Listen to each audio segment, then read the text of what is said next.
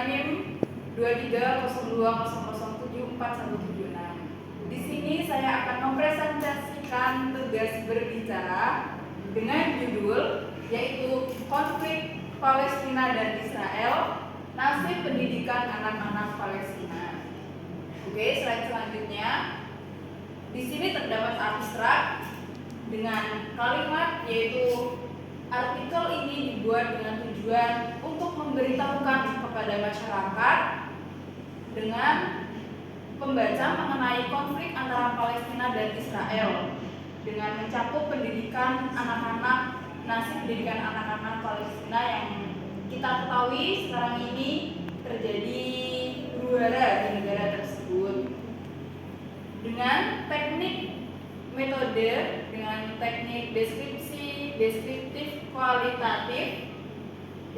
kualitatif dengan cara pengumpulan dokumen untuk penelitian ini. Selanjutnya terdapat pendahuluan yaitu mengenai konflik sendiri. Konflik yaitu suatu peristiwa atau perbuatan yang sangat tidak baik ataupun yang sangat merugikan untuk kedua belah pihak. Jadi kalau konflik itu terdapat kedua belah pihak yang saling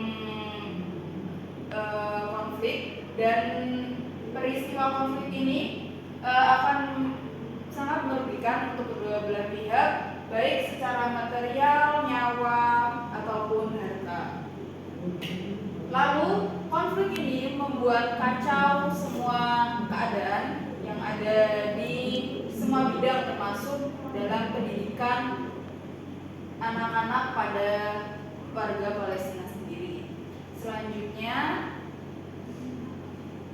terdapat metode. Di sini saya menggunakan metode dalam artikel ini yaitu deskriptif kualitatif yang memberikan penjelasan mengenai judul yang menjadi pembahasan dengan berbagai sumber-sumber yang terkait dengan teknik pengumpulan data untuk artikel ini.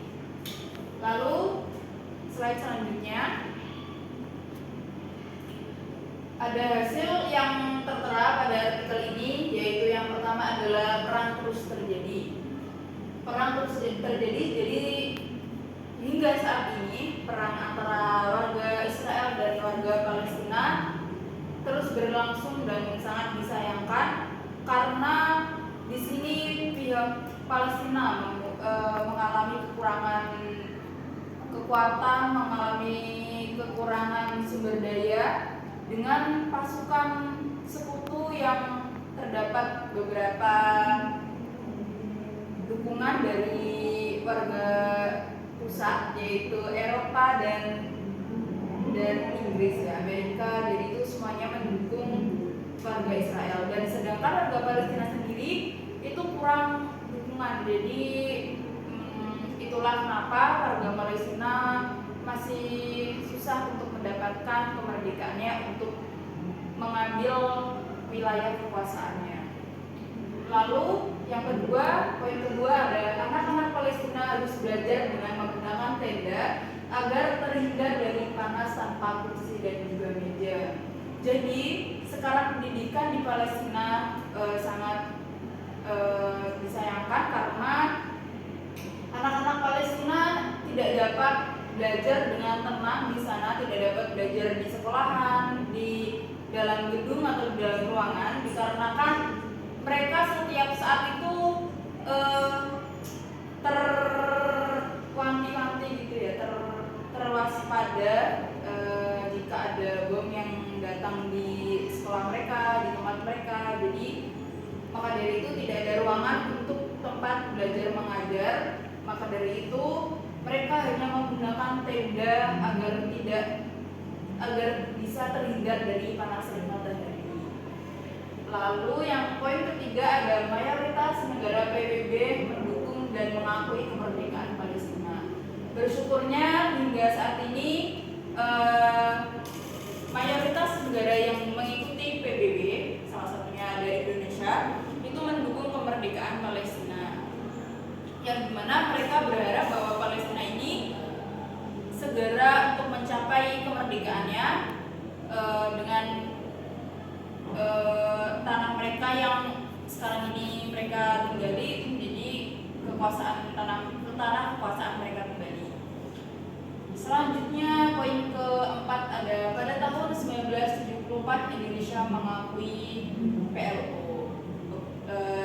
Indonesia merupakan negara yang sangat mendukung kemerdekaan Palestina dan termasuk salah satu anggota PBB yang sangat amat mendukung, dan kemarin sempat Presiden kita Indonesia yaitu Jokowi bersama Presiden Turki bersama-sama mengajukan kemerdekaan ya untuk negara warga Palestina di Presiden Amerika Joe Biden dengan mengakui PLO yang dibuat oleh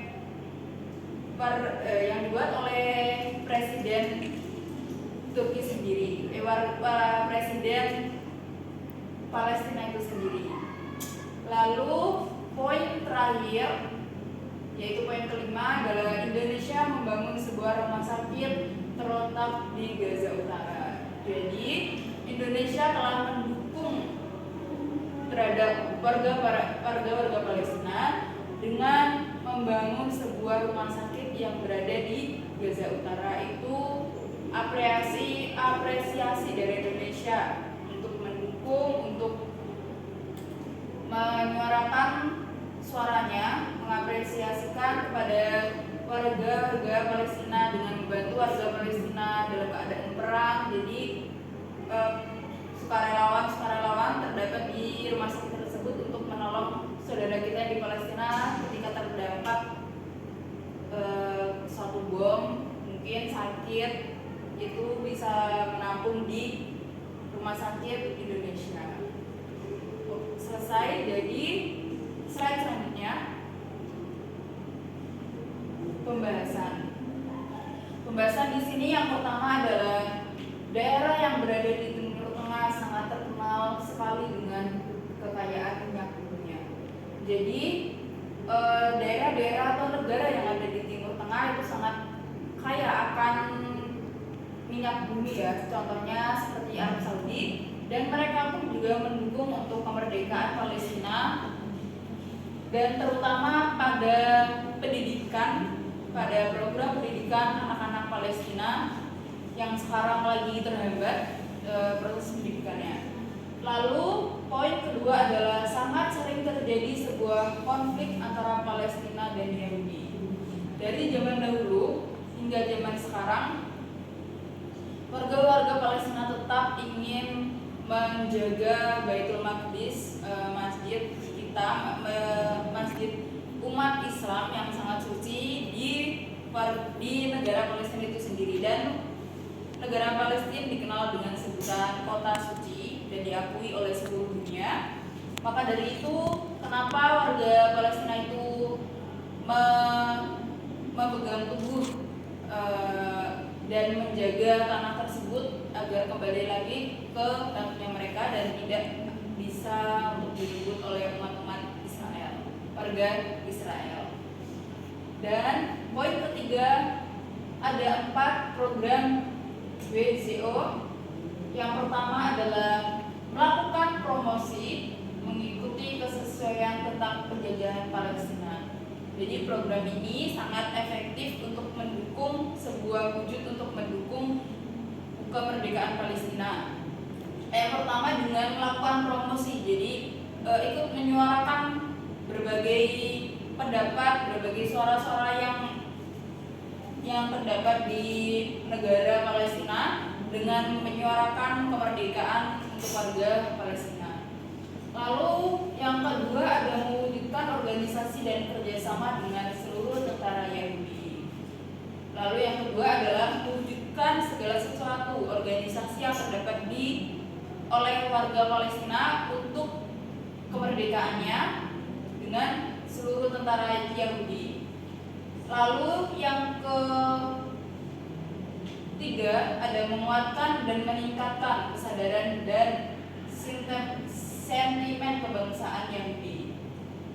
Di sini semua warga dalam PBB telah mengecam rakyat Yahudi, yaitu negara Palestina, untuk segera memerdekakan warga Palestina, negara Palestina. Lalu yang terakhir adalah melakukan persediaan untuk mendapatkan pengiktirafan menjalankan, yaitu untuk melakukan bersedia untuk menjalankan tugas untuk kedamaian tersebut. Slide selanjutnya ada kesimpulan. Kesimpulan di sini yang pertama adalah konflik ini merupakan suatu perbuatan yang sangat berakibat buruk pada semua hal termasuk dalam pendidikan. Dan yang paling penting dalam konflik ini adalah anak-anak dari Palestina tersebut tidak mendapatkan hak asasi manusia dan telah terputus masa anak-anak, yaitu masa pendidikannya, dengan memperjuangkan kemerdekaan negara Palestina. Yang kedua adalah pendidikan itu merupakan hal yang penting. Di sini pendidikan sangat penting untuk melahirkan generasi bangsa, generasi yang cerdas, dan betapa pentingnya pendidikan itu bagi suatu negara untuk melanjutkan generasi yang selanjutnya. Lalu yang ketiga adalah Indonesia sebagai sahabat dan saudara Palestina terus bersama dengan Palestina dan terus membantu Palestina dengan berbagai bantuan. Dan yang paling utama di sini juga Indonesia dari dulu hingga sekarang mendukung kemerdekaan Palestina untuk menyuarakan kemerdekaan warga-warga Palestina. Yang terakhir, slide terakhir sudah selesai. Terima kasih. Sekian artikel yang saya sampaikan. Kurang lebihnya mohon maaf.